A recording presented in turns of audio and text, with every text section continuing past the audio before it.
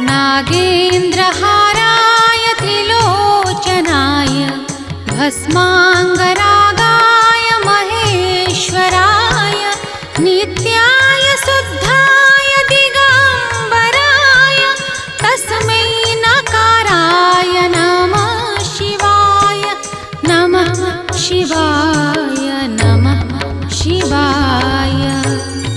जाहांकर कंठ देशरे सर्पहार, जाहांकर तीनोटी नेत्र, जाहांकर सारा देहरे भस्म बा विभूति अनुलेपित, 10 दिग जाहांकर वस्त्र स्वरूप अर्थात जे उलग्न सेही शुद्ध अविनाशी नकार स्वरूप शिवंकु मु नमस्कार करुछि।